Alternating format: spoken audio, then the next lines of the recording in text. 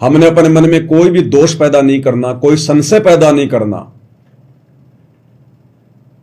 अरे ये भक्ति, ये सतगुरु, ये तो सनक सनंदन संत कुमार को भी प्राप्त नहीं है, जिन्होंने केवल परमात्मा प्राप्ति के मकसद से ये वरदान मांग लिया अपने पिता ब्रह्मा जी से कि 5 वर्ष से ज्यादा हमारी उम्र नहीं होनी चाहिए, अन्यथा हमारे अंदर विकार घर कर लेंगे और हम भक्ति नहीं कर पाएंगे। मोक्ष के लिए,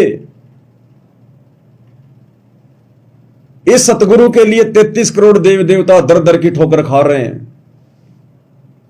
ब्रह्मा विष्णु महेश, 9 नाथ 84 सिद्ध, 88,000 ऋषि संत महात्मा भी थक लिए प्रयास कर करके इस परमात्मा की एक झलक भी प्राप्त नहीं हुई, झलक भी, और मिले तो वे समझ नहीं पाए। तो आज आप और हमें गुरुदेव भगवान ने समझने की शक्ति भी प्रदान की, ज्ञान योग भी खोला, और साक्षात आकर हमें प्राप्त हैं इन साधु संत महात्माओं को जो जंगलों में जा जाकर तपस्या करते थे, गुफाओं में। इनको तो काल की छाया के भी दर्शन नहीं हुए, और आप और हमें देखो कितनी आसानी से साक्षात परमात्मा मिल गया, परमेश्वर मिल गया। तो ये इतना आसान भी नहीं है।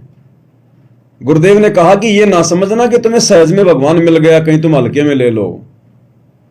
परमेश्वर ने बताया कि तुम जिन जिन आत्माओं के नाम सुनते हो ना, मंसूर जिसने अपने शरीर का अंग अंग कटवा लिया, मीराबाई समाज के संघर्ष को सहन करती हुई घर छोड़कर वृंदावन चली गई, धना भगत नरसी भगत 56 करोड़ की संपत्ति वार दी परमात्मा पर, खुद झोपड़ी डालकर भक्ति करने बैठ गया। राजा मोर ध्वज, उसका बेटा तामर ध्वज, जो स्वर्ग प्राप्ति के लिए संतों के वचनों पर विश्वास करके शीश कटवाने को तैयार हो गए, शेर का भोजन बनने को तैयार हो गए।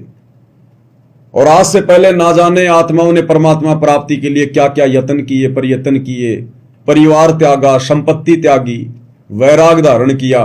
तो गुरुदेव कहते हैं कि मैंने तुम्हारे से पिछले जन्मों में ये सारे बलिदान, ये कुर्बानियां ले ली हैं। आप ही वो आत्माएं हैं जो आज एक सामान्य व्यक्ति की तरह दिखाई दे रहे हो। ये कुर्बानियां आज से पहले तुम्ही आत्माओं ने दी थी, उन्हीं कुर्बानियों के बदले में आज गुरुदेव ने हमें अपनी शरण में लिया है। अब हमें यकीन ना हो कि पिछले युग में हम इतने बड़े बड़े सेठ महात्मा राजा दानी थे और आज हम बिल्कुल हैंड टू माउथ, इतनी जल्दी हमारी बैटरी कैसे डिस्चार्ज हो गई? 2 कारण है भाई और बहनों। विशेष आत्माओं की परमात्मा कर देता है, जैसे आप और हम सुनते हैं कि भाई त्रेता युग में रामचंद्र जी आए और उस समय बाली कितना बलवान था, ब्रह्मा जी से वरदान प्राप्त था, रावण भी उसके आगे नतमस्तक था। अंत में रावण ने भी हार कर बाली से संधि कर ली, मित्रता कर ली, दोनों दोस्त बन गए जब रावण का कोई जोर नहीं चला, क्योंकि बाली को वरदान था कि तेरे आमने सामने होकर कोई युद्ध करेगा तेरे से जीत नहीं पाएगा, उसकी आदि शक्ति तेरे अंदर आ जाएगी। जिस कारण से 3 लोक के भगवान विष्णु श्री रामचंद्र जी ने भी धोखा यूज करना पड़ा, पेड़ की ओट लेकर कि आमने सामने जाऊंगा तो मेरी शक्ति बाली में चली जाएगी और मेरे को 2 मिनट में नीचे डाल देगा। उसने भी पेड़ की ओट से धोखे से मारना पड़ा, इतना ताकतवर। ये त्रेता युग की कहानी है, त्रेता युग के लास्ट की। और द्वापर युग के लास्ट में वही बाली भक्तिहीन हो गया, वो पुण्यहीन हो गया और एक बालिया नाम के शिकारी का जन्म प्राप्त किया, जो जंगल से खरगोश मार मार के पेट भर रहा है, हिरण मार मार के पेट भर रहा है।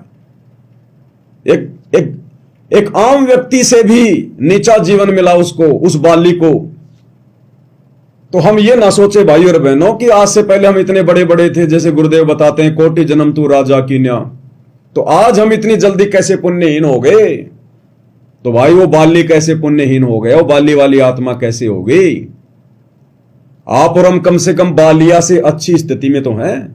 खेती बाड़ी तो करके खा रहे हैं, उसके तो बेचारे के खेती बाड़ी भी नहीं थी, जंगल से मार मार के जानवर खाता था। तो ये बैटरी भाई जैसे इन्वर्टर की डिश हो जाती है, अचानक से पता भी नहीं चलता, तो कब हमारे पुण्य समाप्त हो जाते हैं पता भी नहीं चलता। दूसरा, कुछ विशेष आत्मा होती हैं, उनको परमात्मा उसी हिसाब से हैंडल करते हैं अपनी शरण में लेने के लिए, फिर उसका नया भाग्य लिख देते हैं गुरुदेव भगवान, उसका प्रारब्ध अपनी तरफ से लिखते हैं गुरुदेव भगवान। अब कई भाई बहन सोचेंगे कि ऐसा नहीं हो सकता, अगर पुण्य या पाप परमात्मा ने लिख दिए वो तो उसी हिसाब से कटेंगे जैसे जो सिस्टम बनाया हुआ है, कम ज्यादा कैसे कर देंगे, ऐसे थोड़ी चेंज करते हैं परमात्मा। करते हैं भाई और बहनों, अपनी विशेष आत्माओं का करते हैं, जैसे नानक जी का किया। नानक जी का त्रेता युग में नानक जी वाली आत्मा राजा जनक थी, और गुरुदेव ने बताया उसके पास ढेर सारे पुण्य थे, क्योंकि वो बहुत ज्यादा दान पुण्य किया करता था, साधु संतों का सत्कार किया करता था, यज्ञ करवाया करता था। और जब उसको विमान में बैठाकर यम के दूत लेकर जा रहे थे विष्णु जी के पार्षद विष्णु लोक के लिए, तो रास्ते में काल ने उसको ठगना चाहा। अब भाई और बहनों, वो काल ने नहीं ठगना चाहा, ये सतगुरु के खेल होते हैं। राजा जनक उस समय कबीर परमात्मा सतगुरु रामपाल जी की शरण में था, यानी वो विष्णु जी को मानता था, विष्णु जी की भक्ति करता था, और परमात्मा ने फिर एक साधु के रूप में आकर, एक संत रूप में आकर उनको दीक्षा दी। वो श्रीयम नाम का जाप किया करता था, श्रीयम नाम का।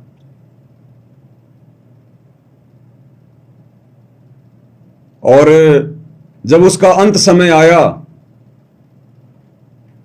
और जब वो विमान में बैठकर जाने लगा, तो सारा खेल परमात्मा का। परमात्मा ने उसके आधे पुण्य नष्ट करवाने थे। देखो, हमने दोनों तरफ से समझना पड़ेगा, दोनों तरफ से।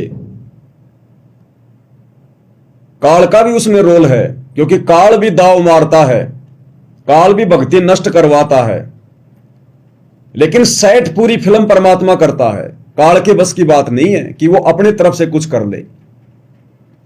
जिस प्रकार उसने तपतशिला पर परमात्मा से वरदान मांगे कि 3 युगों में जीव थोड़े लेकर जाना, चौथे युग में जितनी मर्जी लेकर जाना, जबरदस्ती मत लेकर जाना, अपना ज्ञान समझा के लेकर जाना।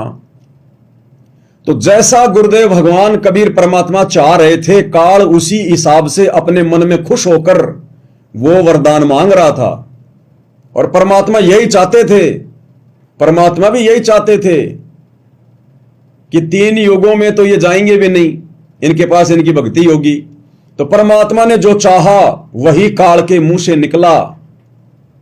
जिस प्रकार महाभारत के युद्ध के दौरान गीता जी अध्याय 11 श्लोक 32 काल कह रहा कि मैं तो काल हूं, अभी अभी प्रकट हुआ हूं, सर्व लोगों का नाश करने आया हूं। वो कभी कह सकता है क्या कि मैं काल हूं और ये मेरा असली रूप है? सारे खेल कबीर भगवान सतगुरु रामपाल जी के, आज आप और हम आत्माओं को विश्वास दिलाने के लिए। अरे अपने बेटों को नहीं कहता कि मैं काल हूं, ले ले मेरा दर्शन कर ले। अर्जुन को कैसे दर्शन दे देगा वो, जो अपने तीनों बेटों को जिनसे पूरा काम करवा रहा है उनको दर्शन नहीं देता? तो सारे खेल परमात्मा के, सतगुरु रामपाल जी के, अपनी विशेष आत्माओं के लिए। तो राजा जनक के आधा पुण्य को 12 करोड़ आत्मा जो नरक में कष्ट भोग रही थी उनको संकल्प करवा दिए। काल खुश हो गया कि मैंने इस आत्मा को ठग लिया, लेकिन खेल परमात्मा का, क्योंकि परमात्मा को पता था अगर मैंने इसके आधे पुण्य नष्ट नहीं करवाए तो इसके पास में इतना धन है, भक्ति धन, इतने पुण्य हैं, इस आत्मा को ये काल, जब वो कलयुग का समय आएगा, इसको नीचे नहीं आने देगा। इसलिए परमात्मा ने रेशियो निकालकर, अनुपात निकालकर उसके आधे पुण्य राजा जनक के रूप में त्रेता में समाप्त करवा दिए और फिर चला गया विष्णु जी के लोक में, अपने पुण्य खाए, खर्च किए और परमात्मा ने समय सेट कर दिया कि जब वो समय आएगा, जिस समय नानक जी को नीचे जन्म देना है, उस समय तक इसके पुण्य समाप्त हो लेंगे। और पुण्य समाप्त हुए तभी तो काल ने नीचे पटका। अगर वो आद्य पुण्य परमात्मा नष्ट नहीं करवाता उस समय, तो सोचो नानक जी का उस समय जन्म कैसे होता। क्योंकि यहां का रूल है, यहां का विधान है, जब तक पुण्य है ऊपर, और जब पुण्य नष्ट हो जाएंगे तो नीचे। तो सारा खेल गुरुदेव भगवान का। तो इसी प्रकार भाई और बहनों, आप और हमारे तो ना जाने कितने पुण्य थे, कितना भक्ति धन था आप और हमारे पास में। दास ने पहले भी वीडियो में कई बार जिक्र किया है कि लख भर सूरा जूझ ही, लख भर सावंत दे, लख भर यति जहान में, तब सतगुरु शरणा ले। हम ऐसे ऐसे जन्म भोग चुके हैं और हम युगों युगों से गुरुदेव भगवान की, कबीर परमात्मा की भक्ति करते आ रहे हैं, उनकी शरण में रहते आ रहे हैं। तभी तो आज हमें अपनी शरण में लिया। भक्ति धन के आधार से तो परमात्मा जन्म देता है, अपनी शरण में लेता है। और जिसके पास भक्ति धन होता है, क्या उसको सांसारिक धन नहीं मिलेगा क्या? आप और हमारे भाग्य में तो इतना धन था, इतना धन था। ये बड़े बड़े लोग, मुकेश अंबानी, अलीन अंबानी, और ये विदेशों के जो एलोन मस्क वगैरह, एक वो माइक्रोसॉफ्ट वाला, क्या नाम है उसका, ये तो आप और हमारे नौकर की श्रेणी में होते, नौकरों की श्रेणी में। अरे जिन आत्माओं के भाग्य में इतना भक्ति धन, जिनको परमात्मा स्वयं आकर अपनी शरण में ले रहा है, बाकी ढूंढने से भी नहीं मिलता ये भगवान, तो क्या उन आत्माओं के भाग्य में भक्ति धन नहीं होगा क्या? लेकिन गुरुदेव भगवान ने जानबूझकर कैंसिल कर दिया, क्योंकि उन्होंने हमारा मोक्ष करना है, मोक्ष। इसलिए भाई और बहनों, हमने ये नहीं देखना है कि ये संसार क्या कर रहा है, क्या खा रहा है, क्या पी रहा है। बड़े बड़े लोग मंत्री, संतरी, एमएलए, विधायक, मंत्री बन के बैठे हैं, बड़ी बड़ी कार और कोठियां। नहीं, ये तो आप और हमारे सामने कुछ भी नहीं थे, कुछ भी। हमारे नौकरों की श्रेणी में थे, नौकरों की श्रेणी में। और है भी नहीं, ये है भी नहीं, क्योंकि जिस धन के सहारे ये लोग महिमावान बने बैठे हैं, इनकी कब टिकट कट जाए कोई भरोसा नहीं, कब इनकी संपत्ति छिन जाए कोई भरोसा नहीं। आप और हमें परमेश्वर ने वो संपत्ति दे दी जिसको ना चोर चुरा सकता, ना कोई ठग लूट सकता। अनमोल संपत्ति, तीन लोक की सर्वश्रेष्ठ संपत्ति। गुरु समान दाता नहीं, याचक शिष्य समान। तीन लोक की संपत्ति, सो गुरु दीनी दान। और इस संपत्ति से हमारे ऊपर आने वाली आपदाएं टलेंगी। हमारे भाग्य में अगर मौत लिखी ली है, एक्सीडेंट लिखा है, वो भी परमात्मा कैंसिल कर देगा। जो संपत्ति आप और हम जमा कर रहे हैं, भक्ति धन, सुमरण, दान पुण्य की कमाई, सतगुरु की शरण में आकर, हमारे भाग्य में मौत होगी, परमात्मा कैंसिल कर देगा। एक्सीडेंट होगा, परमात्मा कैंसिल कर देगा। परिवार पर कोई दुखों का पहाड़ टूटना हो, परमात्मा कैंसिल कर देगा। लेकिन उनका कैंसिल नहीं हो सकता जो दुनिया में एक नंबर के पैसे वाले हैं, महिमावान हैं और सतगुरु की शरण में नहीं है। उनका कैंसिल नहीं होगा। अगर बेटा मरना है तो मरेगा, एक्सीडेंट होना है तो होके रहेगा। अहमदाबाद एरोप्लेन कांड, कितने बड़े बड़े लोग थे, पैसे वाले लोग थे, बिजनेसमैन लोग थे। गुजरात का पूर्व चीफ मिनिस्टर भी था। जब वो समय आया तो चले गए शरीर छोड़कर, दुर्गति से मौत हुई, जल जल के। उनकी वो शारीरिक संपत्ति उनके काम नहीं आई। वो देवी देवताओं की आन उपासना, मंदिर मस्जिद में जाना, दान पुण्य करना, कोई काम नहीं आया। सब कुछ छोड़ छाड़ के जाना पड़ा। वो महिमा भी मिट गई, वो नाम भी मिट गया। सोचिए, जब वे मुख्यमंत्री थे तो कितना नाम था उनका। पूरा स्टेट उनके एक आदेश से चला करता था। बड़े बड़े लोग उनके आगे नतमस्तक होते थे। कहां है आज वो महिमा, कहां है आज वो नाम? राख बन गई, राख। लेकिन सतगुरु की शरण में आने के बाद सतगुरु ऐसी आपदाओं को टालता है। सतगुरु शरण में आने से आई टले भला, जय मस्तक में सूली हो कांटे में टल जा। अगर मौत की सजा भी हो, सूली यानी मौत की सजा, तो भी परमात्मा हल्के में टाल देगा, हल्के में। तो बताओ आप और हमें कितना प्रोटेक्शन प्राप्त है? क्या ऐसा प्रोटेक्शन है धरती पर किसी के पास? गुरुदेव ने अपने एक सत्संग में बताया कि बिना आध्यात्मिक ज्ञान के ये दुनिया वाले केवल माया को सब कुछ समझते हैं, नौकरी और पद को सब कुछ समझते हैं। अगर घर में धन नहीं है तो क्या जीना, बेटा बड़ी नौकरी नहीं लगा तो क्या जीना। इस चक्कर में अपने बेटे को बेटियों को 20-20 साल फ्री छोड़ देते हैं पढ़ाई के लिए। बेटा तू डॉक्टरी कर, MBBS कर, इंजीनियरिंग कर, विदेश में जा, डिग्री हासिल कर, कोचिंग पे लाखों रुपया बर्बाद। और फिर गुरुदेव भगवान ने क्या बताया अपने सत्संग में? परमेश्वर ने बताया अब कहां गई वो पढ़ाई, अब कहां गई वो नौकरी जिसके लिए तुमने इतने प्रयत्न किए, तुमने इतने यत्न किए। 20-25 साल अपने बच्चों को फ्री छोड़ दिया था, आज कहां गई वो नौकरी? भाई और बहनों, इन तमाम उदाहरणों से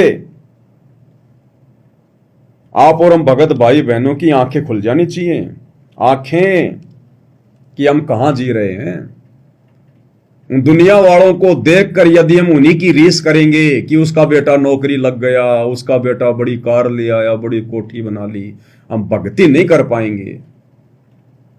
नाराज होकर गुरुदेव हमें रिजेक्ट कर देंगे। लेकिन आज भी सतगुरु रामपाल जी की संगत में ज्यादातर भगत भाई बहन ऐसे ही हैं जो आज भी अपने बच्चों के आसरे बैठे हैं। इसी कारण से अपने बच्चों को पढ़ा रहे हैं। नॉर्मल शिक्षा तो ठीक है, बहुत जरूरी है, सबको करवानी चाहिए, 8वीं 10वीं तो सबको करवाओ, लेकिन उसके बाद उनको बड़ी बड़ी कोचिंग में भेजना, उनके ऊपर लाखों रुपया खर्च करना, स्पेशल उनको कोर्स करवाना, पढ़ने के लिए बाहर भेजना, और उनसे एक उम्मीद लगा के बैठना कि मेरा बेटा नौकरी लगेगा, मेरा बेटा SDM बनेगा, IAS बनेगा, RS बनेगा, जज बनेगा।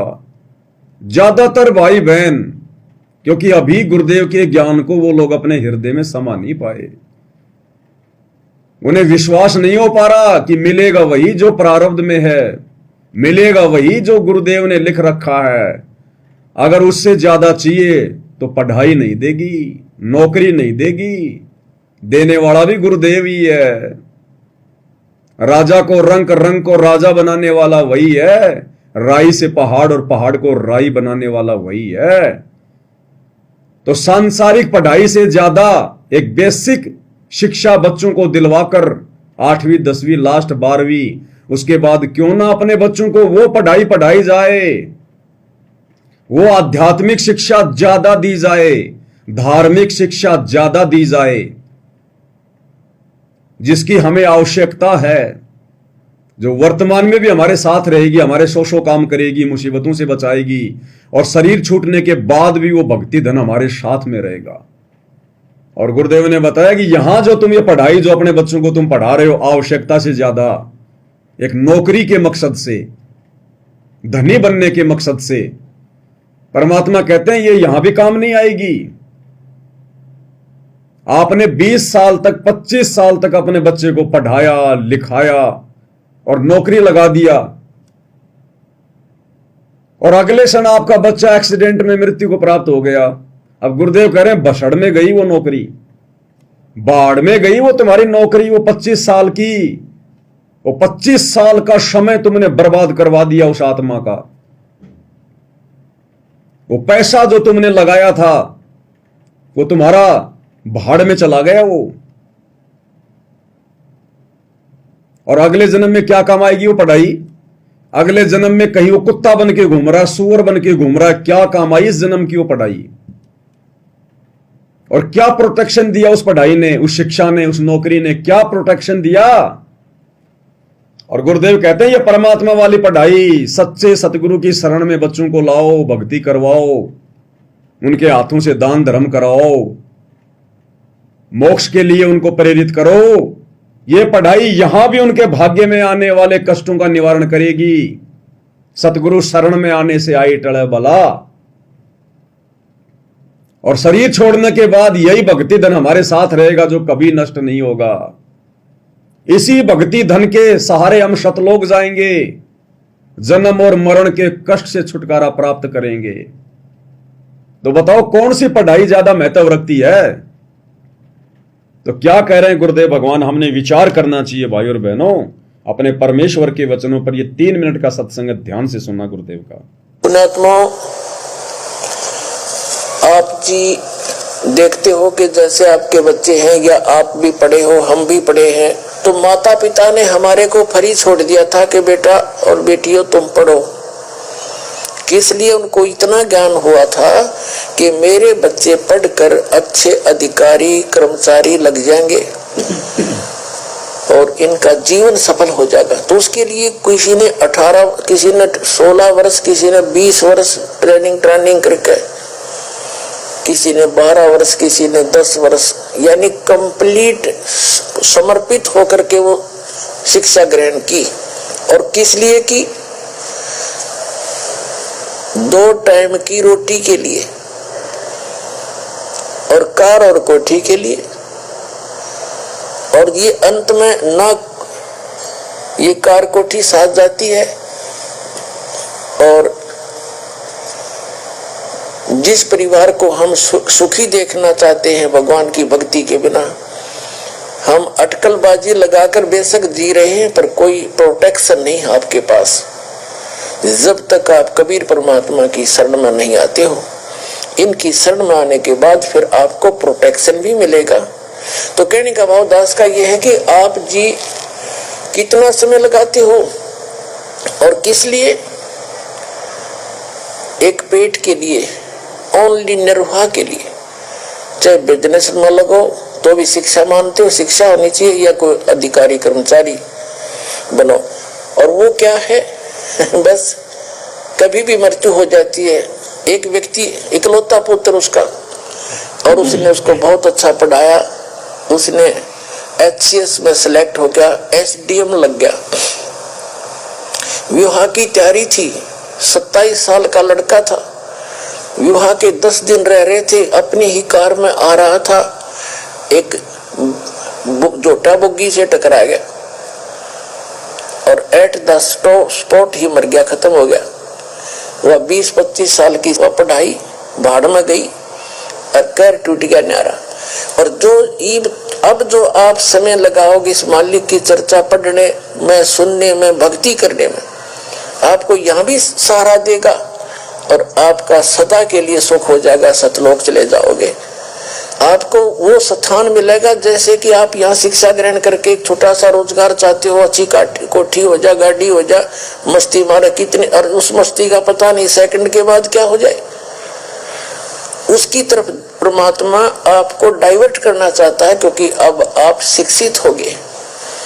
हमारे सदग्रंथ हमारे पास है। अब जो निर्णय करने दास जा रहा है, भावदास का कहने का यह है कि आप जी इसमें समय बढ़ाओ भगवान की तरफ, और इसके साथ आपके अन्य काम भी सफल होंगे, आपकी शिक्षा भी सफल होगी, आपकी रोजी रोटी का काम भी, कार्य भी जो है वो परमात्मा ही सफल करेगा। अब देखो, राजा भी जब अपने कर्तव्य से, अपने प्रयत्न से थक जाता है तो परमात्मा से अरदास करने जाता है कहीं ना कहीं, और वो परमात्मा आपके साथ रहेगा तो 2 रोटी का तो झगड़ा आपका कति खत्म हो जाएगा। आपको जबरदस्ती देगा और पता नहीं कित का दे देगा, पर आपने थोड़ा सा समय भगवान की तरफ लगाना पड़ेगा। पुण्यात्माओं, तो सुना भाई और बहनों, पूज्य गुरुदेव भगवान क्या कह रहे हैं। और ये सारी बातें, ये सत्संग, ये वचन भाई और बहनों आप और हमारे लिए हैं। जगत वाले जो अभी गुरुदेव की शरण से दूर हैं वो नहीं समझ पाएंगे। वो तो पढ़ाई को ही सब कुछ समझ रहे हैं, इस पढ़ाई को ही सब कुछ महत्व दे रहे हैं। शिक्षा नहीं है तो कुछ नहीं है। अरे अगर आध्यात्मिक शिक्षा नहीं है तो कुछ नहीं है।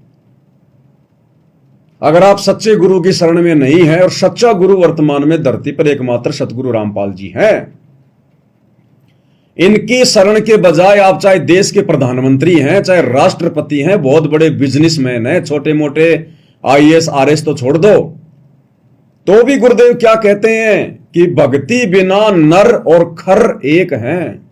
वो नर, वो व्यक्ति चाहे देश का राजा क्यों ना है, आध्यात्मिक पढ़ाई के बिना, सच्चे सतगुरु की शरण के बिना वो गधे की श्रेणी में है। भक्ति बिना नर और खर यानी गधा एक हैं, जिन हर पद नहीं जान्या और पूर्ण ब्रह्म की परख नहीं रे पूज मरे पाषाणा। इस जन्म में तो राजा बना हुआ है, खा लेगा पी लेगा मस्ती कर लेगा घूम लेगा, अगले जन्म में तो फिर परमात्मा की वाणी है, गधा बनेगा गधा। तो क्या प्रोटेक्शन किया उस राजपद ने, उस प्रधानमंत्री के पद ने, उस नौकरी ने क्या प्रोटेक्शन किया जो अगले जन्म में गधा बन के खड़ा हो रहा है। इसलिए गुरुदेव भगवान कह रहे हैं कि बच्चों अब थोड़ा सा ज्ञान को आधार बनाओ, अपने बच्चों को बेसिक शिक्षा दो ताकि वो लिखना पढ़ना सीख जाए। गुरुदेव भगवान जब शास्त्र दिखाएं तो उसको समझ में आ जाए। केवल बेसिक शिक्षा, बाकी धार्मिक शिक्षा ज्यादा दो, गुरुदेव के प्रवचन ज्यादा सुनाओ, सुमरन ज्यादा करवाओ, भक्ति से ज्यादा जोड़ो उनको ताकि उनका भक्ति धन इकट्ठा हो और हर प्रकार से उनका प्रोटेक्शन हो, प्रोटेक्शन। अन्यथा परमात्मा कहते हैं मासा घटे न तिल बदे विदाता लिखे जो लेख, और साचा सतगुरु मेट कर ऊपर मारा मेख। चाहे वो कितने बड़ा मंत्री है, संतरी है, कुछ भी है।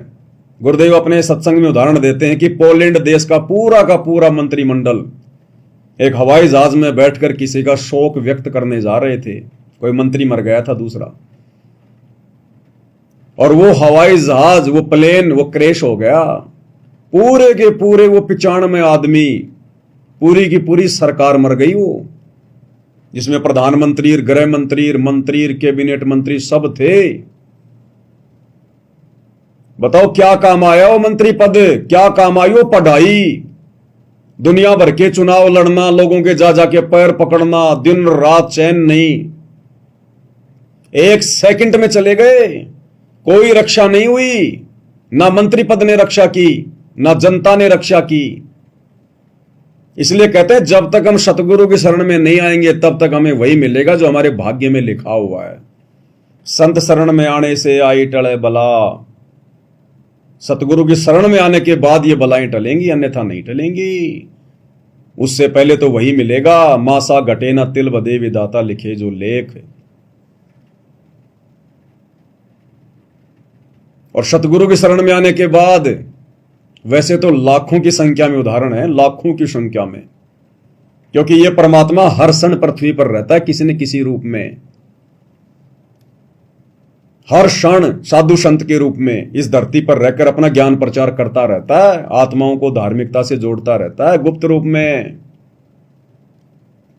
गुरुदेव कहते हैं अनंत कोटि अवतार हैं नो चितवे बुद्धि नाश।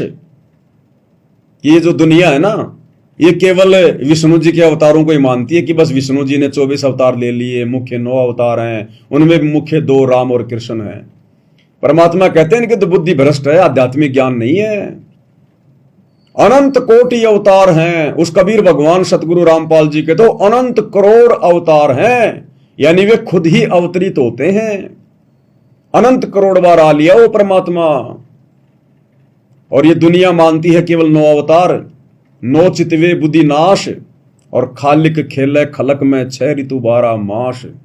खालिक यानी सारी सृष्टि को रचने वाला, और खलक यानी इस सृष्टि में वो खेलता रहता है, अपनी लीला करता रहता है। 6 ऋतु 12 मास, 6 ऋतु 12 मास यानी हर समय 12 महीने परमात्मा धरती पर रहता है। और इस आध्यात्मिक पढ़ाई के बलबूते पर, इस भक्ति के बलबूते पर परमात्मा फिर अनहोनियां करता है जो शास्त्र विरुद्ध साधकों की नहीं हो सकती। जल में, थल में, अग्नि से, जहर से, ये परमेश्वर अपने भक्तों का प्रोटेक्शन करता है।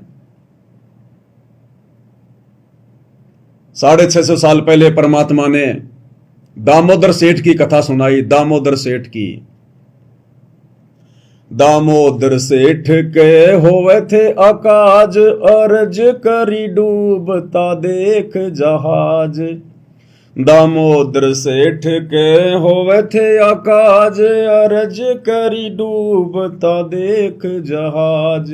लाज मेरी रखियो गरीब निवाज, समुंदर से पार लगाने वाले। लाज मेरी रखियो गरीब निवाज, समुद्र से पार लंघाने वाले। धन धन सतगुरु सत्य कबीर, भगत की पीड़ मिटाने वाले। समुद्र में भयंकर तूफान आ गया, बचने के कोई चांस नहीं, कोई गुंजाइश नहीं। और गुरुदेव भगवान ने, कबीर परमात्मा ने, जो 650 साल पहले आए हुए थे कबीर नाम से, सत्संग में लीला करते हुए, सर्दियों का समय था, सबके सामने परमात्मा ने अपना जो पसीना था वो यूं पूंछ के यूं छिटकाया। कुछ एक भक्तों के छींटे लग गए। बोला गुरुदेव ये क्या, सर्दियों के समय आपके पसीने? हम तो मोटे मोटे कंबल ओढ़ के बैठे, गुदड़े ओढ़ के बैठे, तो भी सर्दी लग रही है, आपके पसीने आ गए। तो गुरुदेव भगवान ने कहा कि भाई वो जो दामोदर सेठ था ना, वो नाम लेके गया था। बोले भाई उसका जहाज डूब रहा था और भाई उसने मुझे याद किया, अपने गुरु को याद किया, और भाई मैं उसका जहाज बचा के आया हूं। तो भक्तों ने सोचा कि गुरुजी गपोड़ पेल रहे हैं, गुरुजी भी लंबे लंबे फेंकते हैं। कुछ एक नादानों को विश्वास नहीं था। और कुछ दिनों के बाद जब वो दामोदर सेठ आया और सारे के सारे वो व्यापारी जिनकी जान बची थी, कबीर भगवान की जय बोलते हुए आ रहे थे, परमात्मा वहीं पर फिर से सत्संग कर रहे थे और वही सारे लोग बैठे थे। गुरुदेव ने कहा जरा बाहर देखना, आवाज किसकी आ रही है भाई। पता किया जी, दामोदर सेठ आ रहा जी अपने साथियों के साथ, व्यापारियों के साथ। आए, पैरों में गिर गए, कबीर भगवान की जय, कबीर भगवान की जय। परमात्मा ने कारण पूछा तो उन्होंने बताया कि हे भगवान, आपने हमारी जान बचाई, आज हम सुरक्षित हैं आपके कारण, आपने हमारी उम्र बढ़ाई है और आज से हम अपना जीवन आपको समर्पित करते हैं, आजीवन भक्ति करेंगे। आपके भगत ने आपको रो रो के पुकारा, बेहोश हो गया। ये गुरुदेव आपने समुद्र को ऐसे शांत कर दिया जैसे था ही नहीं। तो जिनके छींटे लगे थे और वो समझ रहे थे गुरुजी मजाक कर रहे हैं, उनका कालजा बैठ गया, धड़कन धीमी हो गई उनकी कि अब क्या जवाब दें, नीची गर्दन कर ली। तो ये परमात्मा ऐसी अनहोनी करता है जो उनकी शरण में आ जाता है। अगर दामोदर उनकी शरण में नहीं होता तो कैसे बचाव होता दामोदर का। तो अपने भगत की परमात्मा जल में, थल में तो परमात्मा सबकी रक्षा कर रहे हैं। मीराबाई के जहर को अमृत बना दिया। भगत प्रहलाद की परमात्मा ने अग्नि में रक्षा की, जहर अग्नि तन निकट नहीं आवे। ये परमेश्वर हर प्रकार से अपने भक्तों की रक्षा करता है। इसलिए भाई और बहनों, आप और हमने पूर्णतया आंखें बंद कर लेनी है दुनिया से। आप और हमें तो अब इस ज्ञान को सुनकर समझकर इतनी दृढ़ता अपने अंदर पैदा कर लेनी चाहिए कि भगवान, हम जिस हाल में रह रहे हैं ये तो कुछ भी नहीं है। ये परमेश्वर आपने हमें 84 लाख योनियों से निकालकर, काल के कष्टों से निकालकर मनुष्य जन्म दे दिया, ये क्या कम है क्या? आज हम कम से कम कोई पेट में दर्द हो, पीड़ा हो, कोई परेशानी हो, किसी को बोल के बता तो सकते हैं। उस पशु योनि में हमारी कौन सुना है? आज हम छोटा मोटा काम धंधा करके, रोजगार करके, खेती बाड़ी करके, मेहनत मजदूरी करके अपना पेट तो भर सकते हैं। उस पशु योनि में हम क्या कर रहे थे? तो ये क्या कम है उपकार जो गुरुदेव ने हमें मनुष्य जन्म दे दिया। इसके बाद उन्होंने हमें अपनी शरण में ले लिया, महा उपकार। अब तो आप और हम भगत भाई बहनों ने इतना दृढ़ हो जाना चाहिए कि परमात्मा अगर आपके नाम के साथ में अगर देश निकाला भी दे दिया जाए हमें, अगर दर दर की ठोकर भी खानी पड़ जाए, अगर हाथ में लेके भीख का कटोरा अगर मांगना भी पड़ना जाए, तो भी परमेश्वर कोई बात नहीं, कुछ नहीं, बस आप हमारे साथ में रहना परमात्मा। हे गुरुदेव, आप सुई की नोक जितना भी हमसे दूरी ना बनाना, बाकी दुनिया चाहे हमसे कोसों दूर हो जाए, चाहे देश निकाला दे दिया जाए, परमेश्वर हमें कोई गम नहीं, कोई चिंता नहीं, यदि आप हमारे साथ में हैं तो। और अपनी वाणी में भी भगवान कहते हैं कि नाम सहित बेवतन भला जो दर दर मांगे भीखा, और क्या हुआ छत्तर की छाया चालाई और राजपाट धेली का। गुरुदेव कहते हैं वो राजा लोग बिना भक्ति के, बिना नाम के, जो छत्र की छाया में चलते थे, उनके सिर के ऊपर छत्र फिरा करते थे, हाथियों की सवारी थी। नाम सहित बेवतन भला जो दर दर मांगे भीखा, और क्या हुआ छत्र की छाया चाले राजपाट धेली का। वो तो 4 दिन के ठाट बाट, अंत में गधे की योनि में। और भगत को अगर ये नाम मिला हुआ है, शतनाम मिला हुआ है, प्रथम नाम मिला हुआ है, या सतगुरु की शरण प्राप्त है, और मर्यादाओं में रहकर सतगुरु को सुमर रहा है, भक्ति कर रहा है, कहते हैं इस नाम के साथ, इस भक्ति के साथ में सतगुरु की यदि शरण प्राप्त है, और यदि आपको देश निकाला भी दे दिया गया, हाथ में भीख का कटोरा भी आ जाए, तो भी भगत ने शुक्र मनाना चाहिए कि कुछ भी नहीं बिगड़ा, कुछ भी। अनमोल धन, अनमोल वस्तु, जगत सेठ तो मेरे साथ में है, फिर कमी किस बात की। तो भाई और बहनों, अब हमने अपने मन से जितने भी संशय जो काल प्रेरणा से पैदा होते हैं उनको डिलीट कर देना चाहिए। ये मत देखो कि हम आज इस हाल में हैं, हमारा क्या होगा। सुना है कि गुरुजी तो पैसा वाला बना देते हैं, गुरुजी तो धन दे देते हैं, हमारे को कौन नहीं मिल रहा। इसके कई कारण होते हैं भाई और बहनों, कई कारण होते हैं। एक कारण गुरुदेव ने बताया, धीरे धीरे रे मनवा धीरे सब कुछ होय, माली सींचे सो घड़ा समय आए फल होय। सबर कर, धैर्य धारण कर, देगा परमात्मा। अगर शरण में लिया है तो ये भी देगा, लेकिन समय आने पर देगा, हमारे जल्दबाजी करने से नहीं देगा। कच्चे घाव पर मरीज के चीखने चिल्लाने से, बार बार कहने से, या किसी का जैक चैक लगाने से कि मैं विधायक का बेटा हूं, मेरा बाप मंत्री है, मुझे बहुत ज्यादा दर्द हो रहा है, चीरा लगा दे मेरे फोड़े पे, वो डॉक्टर नहीं लगाएगा। आप चाहे कुछ भी हैं, कच्चे घाव पर, कच्चे फोड़े पर डॉक्टर चीरा नहीं लगाएगा। उसको पता है कि लगा दिया तो रिएक्शन हो जाएगा, मरेगा ये, और मैं भी जेल में जाऊंगा। फोड़ा पक जाएगा, उसके बाद ही वो चीरा लगाएगा। तो हम चाहे कितना रोएं, चीखें, चिल्लाएं, अरदास करें, प्रार्थना करें, भगवान धनी बना दे, बेटा नौकरी लगा दे, ये कर दे, वो कर दे, हमारे चीखने चिल्लाने से गुरुदेव नहीं सुनेंगे। उनकी अपनी प्रोसीजर है, अपना विधान है, उसी अनुसार सब होगा, उसी अनुसार।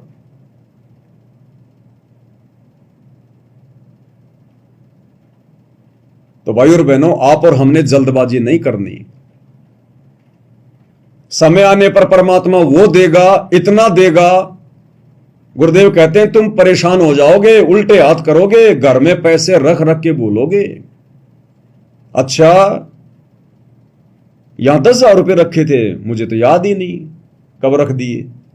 वो समय भी आएगा, लेकिन वो आएगा कब? जब पहले हम इस ज्ञान से समझदार हो जाएंगे। पहले हम भक्ति तो समझ लें, भगवान को तो समझ लें, इस माया के गुण और अवगुणों से तो परिचित हो जाएं। उसके बाद देगा परमात्मा, यहां की दौलत भी देगा, यहां का धन भी देगा, ये उसका विधान है। अरे द्वापर ने सुदामा को नहीं दिया क्या? एक रोटी खाकर तैमूर लंग को नहीं दिया क्या? एक साड़ी का टुकड़ा दान में लेकर द्रौपदी का चीर नहीं बढ़ाया क्या? तो गुरुदेव कहते हैं चारों युगों में देख लो, हमने किसका राख्या मार, हमने किसका रखा है, चारों युगों में देख लो। जिसने दिया उसको कई कई गुणा करके दिया, उल्टा कई कई गुणा करके। देते को हरि देत है जहां तहां से आन, और अण देवा मांगत फिरियो फिर साहिब सुने ना कान। लेकिन देगा परमात्मा कब? जब हम अच्छे से इस भक्ति और भगवान से परिचित हो जाएंगे, माया के गुण और अवगुणों से परिचित हो जाएंगे, तब देगा ये भगवान। आप किसी कारण से बाहर जा रहे हो 2 दिन के लिए, 3 दिन के लिए, आपके घर पर आपके बच्चे हैं, 2 बच्चे हैं, 3 बच्चे हैं, एक बच्चा थोड़ा समझदार है, जो 2 बच्चे नादान हैं। आप घर की चाबी या तिजोरी की चाबी कौन से बच्चे को देके जाओगे? अपने ऊपर ले लो उदाहरण। हम कौन से बच्चे को घर की चाबी संभला के जाएंगे? उस 4 साल के बच्चे को, या फिर वो 10 साल के बच्चे को जो थोड़ा बहुत समझदार है? 10 साल वाले को देके जाएंगे और कई बार समझा के जाएंगे कि बेटा तू कहीं बाहर मत जाना खेलने के लिए, और चाबी किसी को मत दे देना, और अंदर का ताला मत खोलना, बाहर ही खेलते रहना। और कोई पूछे तो कह देना मेरी मां ले गई चाबी। कितना समझा के जाएंगे, और फिर भी मन में डर रहेगा कि कहीं ताला वाला खोल कर कहीं सामान इधर उधर ना कर दे, नुकसान ना कर दे, कोई पैसे वासे ना कहीं इधर उधर कर दे। इसी प्रकार ये कबीर भगवान सतगुरु रामपाल जी हमें धन भी देगा, माया भी देगा, लेकिन पहले माया के गुणों से परिचित करवाएगा, पहले हमें समझदार बनाएगा, ताकि ये माया हमें ठग ना सके, इस माया का हम दुरुपयोग ना कर लें, अपने कर्म ना फोड़ लें। पहले समझदार बनाएगा, फिर देगा, यहां का धन भी देगा। और जल्दबाजी में लेना चाहोगे भाई तो उसकी प्रोसीजर परमात्मा ने बताई, फिर मर्यादा तोड़ के भक्ति करो। अगर तुम्हें धन ही चाहिए तो गुरुदेव कहते हैं कि एक ही टारगेट बना लो, फिर या तो मोक्ष का या धन का। इस भक्ति को यदि आप मोक्ष को टारगेट बना के करोगे तो भाई आवश्यकता से ज्यादा धन नहीं देगा भगवान, दुनिया की तरह बकवाद करने के लिए, दिखावा करने के लिए नहीं देगा।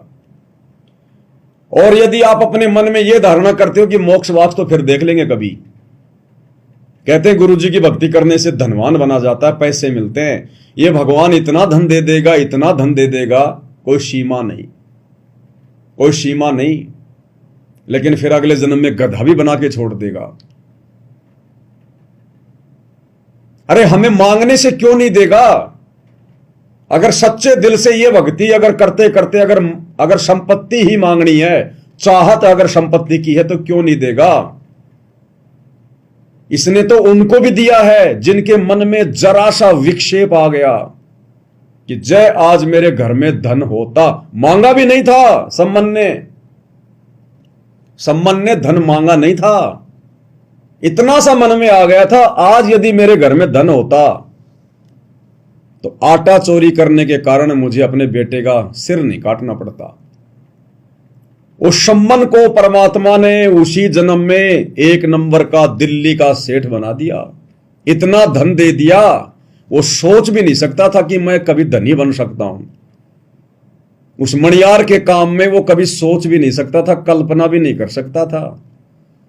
लेकिन जब ये परमात्मा देता है तो इसने रास्ता बनाने की जरूरत नहीं है। इसी को कहते हैं कि जब ऊपर वाला देता तो छप्पर फाड़ के देता है। तो सम्मन ने तो मांगा भी नहीं था, केवल उसके मन में आ गई थी, उसी आधार से परमात्मा ने इतना दे दिया और कई जन्मों तक दिया।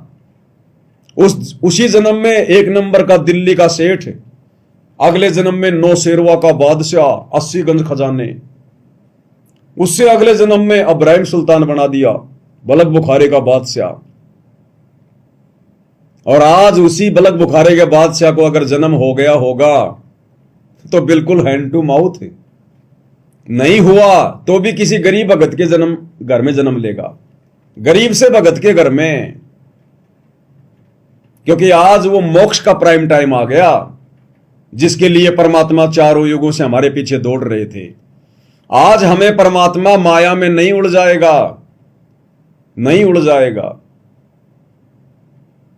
और परमेश्वर का एक सत्संग है भाइयों और बहनों, आप और हमने शिक्षा लेकर ही आगे बढ़ना है, तभी हम सफल हो पाएंगे। गुरुदेव के ज्ञान को आधार बनाकर ही हम लोग आगे बढ़ सकते हैं, दूसरा कोई तरीका नहीं है। ये 5-6 मिनट का सत्संग गुरुदेव भगवान का, दास पहले भी कई बार जिक्र कर चुका है। जिसको परमेश्वर ने इसी जन्म में पार करना होगा, परमात्मा ने जिसका नाम मोक्ष की लिस्ट में लिख लिया होगा, जिसका वो समय वापस आ गया होगा सतलोक जाने का, भाई उस आत्मा की नहीं चलेगी, उस भगत की बिल्कुल भी नहीं चलेगी, और उस भगत ने चलानी भी नहीं चाहिए। उसके लिए तो फिर गुरुदेव ने हमें विधान बता दिया। अगर ज्ञान समझ में आ गया और मोक्ष की चाहत है, फिर ये दो वाणियां बहुत हैं। जो राखों त्यों ही रहूं हमरा के चारा, और खाने जाद खरीद हूं गुलाम तुम्हारा। कि हे गुरुदेव भगवान, अब तो सब कुछ समझ में आ गया मालिक, क्या करूंगा सेठ बन के, धनी बन के। आज से पहले मैं सेठ ही तो था, धनी तो था, राजा ही तो था, ब्रह्मा विष्णु महेश भी था। आज मुझे याद भी नहीं है, और क्या कर लिया मैंने जब वापस नॉर्मल मनुष्य का जन्म प्राप्त कर रहा हूं। तो आज ये धन लेकर फिर से वही प्रोसीजर में आना पड़ेगा। बन जाएंगे सेठ, बन जाएंगे मंत्री संतरी, गधे कुत्ते बनकर फिर इसी जन्म में आना पड़ेगा, इसी स्थिति में आना पड़ेगा अगर मोक्ष चाहिए तो आज तो मैं आ चुका हूं इस स्थिति में, अब क्यों काम बिगाड़ूं, क्यों आपको भी नाराज करूं, अपनी मूर्खता का प्रमाण दूं। इस मार्ग में आने के बाद तो आपने यही कहा कि भक्ति दान मोहि दीजियो देवन के देवा हो, केवल भक्ति मांगनी चाहिए, आपने धन मांगने की तो शिक्षा दी नहीं। तो मैं क्यों अपनी मूर्खता का प्रमाण दूं, अपने मन में क्यों सोचूं कि मेरे पास धन हो मैं सेठ बनूं, जब मेरी आवश्यकताओं की आप पूर्ति करते रहोगे। आपका वचन है कि आवश्यक वस्तु अवश्य दूंगा, और नाजायज वस्तु के नजदीक भी नहीं जाने दूंगा। दूसरी वाणी, कुत्ता हूं गुरुदेव का, पवन दास का नाम, गले प्रेम की जेवड़ी, जहां खेचो तां जाऊं, तो करो तो बावड़ू, दूर दूर करो तो जाऊं, और जो राखूं त्यों ही रहूं, जो देवो सो खाऊं। तो हमने तो सतगुरु की रजा में राजी रहना है। अगर मोक्ष चाहिए तो, अरे ऑफिस में लड़का लड़कियां काम करते हैं, जैसा उनका बॉस कहता है उनको वैसा ही करना पड़ता है, और वो खुश करने का प्रयास करते हैं अपने बॉस को, ताकि मेरा प्रमोशन हो जाए, मेरी सैलरी बढ़ जाए। जो ये 15-20 हजार रुपए की तनख्वाह के लिए बेचारे लगे रहते हैं। और हमें तो सदा सदा का सुख मिलेगा सतलोक में, और ये बॉसों का बॉस, सेठों का सेठ, मालिकों का मालिक। अब हो समय इनको प्रसन्न करने का, और ये प्रसन्न होगा इनकी महिमा करने से, भक्ति करने से, मर्यादा में रहने से। तो अब तो हमने वैसे रहना है जैसे गुरुजी रखे, कि गुरुजी अगर मेरा भी मन अगर कभी बकवाद करने की कुछ चेष्टा करे, परमात्मा मत सुनना, मन सुनना। परमात्मा, आपकी आत्मा बिल्कुल शांत रहकर भक्ति करना चाहती है, मन है जो बीच बीच में बकवाद करता रहता है। हे गुरुदेव, इस मन की बकवाद ना सुनना, परमात्मा इसके नाक में नकेल डाल के रहना। आपकी आत्मा नहीं चाहती बकवाद करना, आपकी आत्मा नहीं चाहती यहां का धन, यहां का सुख, कुछ नहीं चाहती मालिक। आपके चरणों से बढ़कर सुख कहां, आपके चरणों से बढ़कर सुख तो यहां के राजा को भी नहीं है, जो सौभाग्य हमें प्राप्त है। फिर और कौन सा सुख चाहिए हमें इससे ज्यादा।